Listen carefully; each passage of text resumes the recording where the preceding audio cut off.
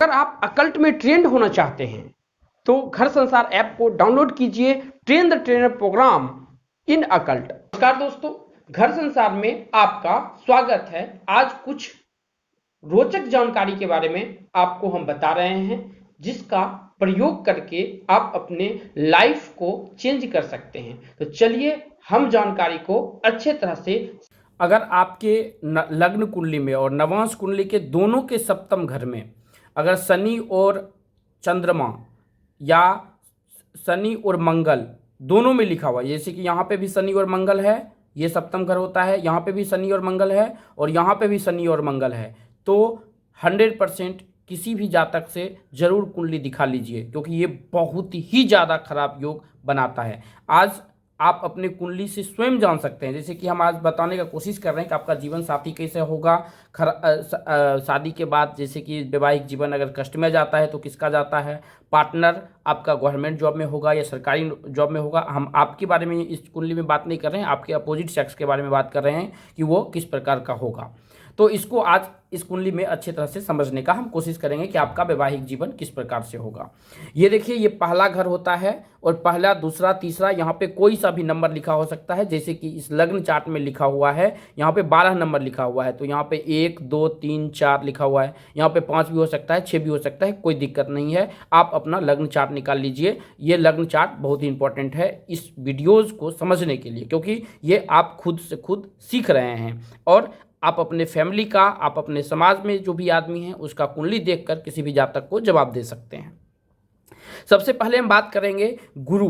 गुरु जो है, गुरु के बारे में आपको पता है कि गुरु जिस घर में बैठता है उस घर में अच्छा करे या बुरा करे वो तो उस पर डिपेंड करता है कि बकरिए है कि कितना पावर है उसमें। लेकिन जिस भी घर को वो देख देता है वो घर में कुछ भी हो वो अच्छा ही करता है। यानी कि गुरु की 3 दृष्टि होती है। कौन कौन सी दृष्टि होती है? पंचम, सप्तम और नवम दृष्टि होती है। 3 दृष्टि गुरु का माना गया है। अब इस तीनों गुरु की दृष्टि में सबसे पहले गुरु कहीं भी बैठा हुआ है, सपोज कीजिए कि पहला घर में अगर बैठ गया, इस घर में अगर गुरु बैठ गया, पहले घर में अगर गुरु बैठा हुआ है, नंबर कोई भी लिखा हुआ है, कोई मायने नहीं, पहले घर में अगर बैठ गया तो सप्तम दृष्टि से यहाँ पे ये देख लेगा। कैसे? तो 1 2 3 4 5 6 7 सातवीं दृष्टि से देखेगा। और दूसरा, गुरु अगर किसी का तीसरे घर में बैठ गया, इस घर में बैठ गया, यहाँ पे नंबर कोई भी लिखा है, कोई मायने नहीं रखता है, यहाँ पे अगर गुरु बैठ गया है तो 1 2 3 4 5 पांचवी दृष्टि से देख लिया। अब आता है नवम, यानी कि 9वें घर में अगर किसी भी जातक की 11 था उसमें नवम दृष्टि, यानी कि अगर गुरु यहाँ पे बैठा हुआ है तो 9वीं दृष्टि से यहाँ पे देखेगा। 1 2 3 4 5 6 7 8 9, इस घर को वो देख लिया। यानी कि गुरु किसी भी घर में बैठ के अगर इस घर को देख ले तो ये बहुत ही अच्छा जीवन साथी मिलने वाला होता है। अब है कि गुरु अगर किसी के सप्तम में ही बैठ गया है तो ये शादी थोड़ा लेट जरूर कराएगा, लेकिन वैवाहिक जीवन बहुत ही अच्छा रहेगा। विवाह के बाद भाग्य उदय होने की संभावना बहुत ज़्यादा होने की गारंटी होती है। संभावना नहीं होती, यहाँ पे गारंटी बताया गया है। अगर इसी घर का मालिक अगर यहाँ पे बैठ गया, जैसे कि यहाँ पे कोई भी नंबर लिखा हुआ है, यहाँ पे देख लीजिए कि आपके कुंडली में 1 से 12 तक में कोई भी नंबर लिखा हुआ है। अगर सपोज कि 7 नंबर लिखा है तो 7 के आगे में देख लीजिए यहाँ पे शुक्र लिखा हुआ है। 7 के आगे क्या लिखा हुआ है? शुक्र लिखा हुआ है। अगर सपोज कीजिए कि यहाँ पे 3 नंबर आपका लिखा हुआ है तो 3 के आगे क्या लिखा है? बुध लिखा हुआ है।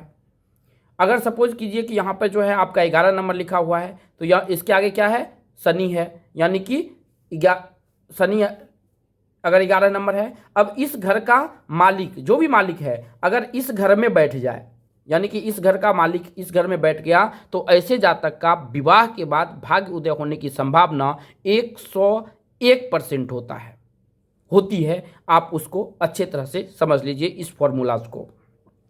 ये हो गया हमारा अच्छा योग करवा, अच्छा रिजल्ट लेकर देता है। अब आता है खराब का, थोड़ा सा देख लेते हैं। देखिए, खराब में सबसे पहले तो मांगलिक थोड़ा सा खराब देता है। अगर उच्च का मांगलिक है तो थोड़ी सी, अगर शादी के वक्त अगर आपने कुंडली नहीं मिलाया है तो थोड़ी सी दिक्कत देता है। लेकिन अगर आपके कुंडली में पहले घर में, इस घर में पहला घर में, चौथा घर में, सातवां घर में, आठवां घर में और 12वां घर में। ये चारों घर में कौन कौन सा? पहला, चौथा, सातवां, आठवां, 12वां। इस घर में मंगल प्लस सूर्य दोनों बैठा हुआ है। ये दोनों बैठा हुआ है तो वैवाहिक जीवन बहुत ही कष्ट में होता है। अगर इस पर राहु की दृष्टि हो गई तो तलाक भी होता है। अगर इसमें राहु भी बैठ गया तो तलाक भी होने की संभावना होती है। वैवाहिक जीवन थोड़ा सा दुख में जाता है अगर उस पर कोई शुभ ग्रह की दृष्टि नहीं है तो। इसमें अगर राहु भी अगर बैठ गया है तो सप्तम घर में इसके साथ में तो थोड़ा सा दिक्कत देता है। भगवान न करे कि उस प्रकार की स्थिति किसी के पास में आए, लेकिन ये डाइवोर्स तक ले जाता है अगर शुभ ग्रह की दृष्टि ना हो तो। मैंने क्या बताया? पहले घर में, चौथे घर में, सातवें घर में, आठवें घर में, 11वें घर में, 11वां घर नहीं 12वां घर में, इसमें अगर मंगल और सूर्य की युति अगर इस चारों घर में अगर है, पांचों घर में, तो ये वैवाहिक जीवन खराब करने का योग बनाता है। ये थोड़ा सा दिक्कत देता है। अगर शनि और मंगल हो, ये फॉर्मूला को समझ लीजिए, ये मांगलिक के वीडियोस में भी हम आपको बताए हैं। इसी घर में, यही चारों घर में अगर शनि और मंगल की युति है तो मांगलिक दोष बहुत ही कम लगता है। और इसमें ये नहीं बोल सकते हैं कि वैवाहिक जीवन जो है ज़्यादा खराब होगा। छोटी मोटी दिक्कत सबके लाइफ में आता है, शादी के बाद छोटा मोटा प्रॉब्लम्स होता है, लेकिन इसमें थोड़ा सा मांगलिक योग जो है बहुत ही कम हो जाता है। और मांगलिक योग कम होने के, निम्न होने के बहुत से फॉर्मूला हैं जिसको हम अच्छे तरह से समझ सकते हैं। आगे चल के इसके बारे में हम वीडियोस बनाने का कोशिश करेंगे और आप उसको देख के अच्छे तरह से समझ लीजिएगा। ये तो हमने योग बनाया जो कि अच्छा, ये तो अच्छा रहा, ये दोनों, ये खराब रहा और ये भी अच्छा रहता है, मिला जुला के ठीक चलता है। अब देखिए, अब हम बात कर लेते हैं सरकारी नौकरी बाद में, मतलब कि गवर्नमेंट जॉब या प्राइवेट जॉब जो भी हो। अगर यहाँ पे इस घर में, सिर्फ हमको इसी घर में देखना है और ये आपके लिए नहीं है, जिसकी कुंडली देख रहे हैं उसके लिए नहीं है, ये है अपोजिट सेक्स के लिए। यानी कि आपका हस्बैंड या वाइफ नौकरी अगर करेगा तो नौकरी करेगा कि नहीं करेगा, सबसे पहले भी ये जानिए। देखिए, सबसे पहले यहाँ पे देख लीजिए, चंद्रमा अगर किसी का यहाँ पे बैठा हुआ है, चंद्रमा बैठा हुआ है वहाँ पे, और गिनती अगर वहाँ पे लिखा हुआ है 2 और 4, तो नौकरी होने की संभावना होती है। अगर सपोज कीजिए कि यहाँ पे 1 और 5 लिखा, सूर्य लिखा हुआ बैठा हुआ है, यहाँ पे सूर्य बैठा हुआ है और 1 और 5 है, तो भी जो है नौकरी होने की संभावना हो सकती है। अगर सपोज कीजिए यहाँ पे 7 नंबर, 10 नंबर, 11 नंबर लिखा हुआ है और यहीं पे कोई भी नंबर, ये तीनों में से कोई भी नंबर यहाँ पे लिखा हुआ है और यहीं पे शनि बैठ गया है, तो भी अपोजिट सेक्स का जो है नौकरी होने की संभावना होती है।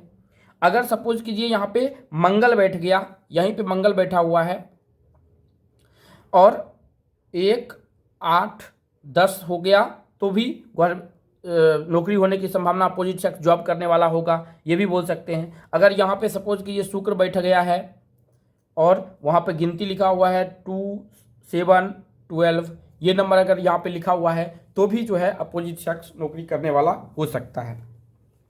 अब जब भी हम वैवाहिक जीवन की चर्चा करते हैं तो नवांश कुंडली को हमको देखना नहीं होता है, नवांश कुंडली को नहीं देखना, छोड़ना नहीं होता है, और उसकी दशा अंतरदशा एक तो देखना पड़ता है और विश्वोत्तरी दशा भी देखना बहुत जरूरी है। और उसके बाद जो है उसमें एक चीज और देखना पड़ता है, होरा वेल्थ। देखिए ये चार्ट है यहाँ पे, ये होरा वेल्थ का चार्ट है, ये होरा वेल्थ का चार्ट है कि धन संपत्ति अगर शादी के बाद आएगा तो कितना आएगा, और शादी का अगर मतलब कि शादी अगर कर लिए हैं तो अपोजिट सेक्स पे हम बिजनेस कर सकते हैं या नहीं कर सकते हैं, अपोजिट सेक्स के नाम पे बिजनेस कर सकते हैं या नहीं कर सकते हैं, या अपने नाम पे रखें, ये सब व्यवस्था जो है आप यहाँ से समझ सकते हैं। लेकिन इसके लिए थोड़ा सा आपको लेंदी जाना पड़ेगा, क्योंकि होरा वेल्थ अभी तक हम वहाँ तक पढ़ाए नहीं हैं, अष्टवर्ग चार्ट होता है वो नहीं पढ़ाए हैं, नवांश के बारे में हमने नहीं पढ़ाया है, लेकिन ये सब हम आपको वीडियोज़ के माध्यम में आप देते रहेंगे, पार्ट वाइज आपको मिलते रहेगा, आप चिंता मत कीजिए। अगर ये फुल जानना चाहते हैं तो नीचे डिस्क्रिप्शन में एक ऐप है, ऐप को आप डाउनलोड कर लीजिए और वहाँ पर पूरा एस्ट्रोलॉजी का कोर्स दिया हुआ है। वहाँ पे करीबन 15 से 16 कोर्स है, जो भी कोर्स करना चाहते हैं आप वहाँ से कर सकते हैं। वहाँ पे हमने फ्री भी मटेरियल डालने की कोशिश किया है और पेड भी है, तो हम मिलते हैं आपसे नए वीडियो में। अगर आपके सप्तम घर में कौन सा ग्रह बैठा हुआ है एक बार जरूर कमेंट में आप लिखकर हमें बताइएगा। धन्यवाद।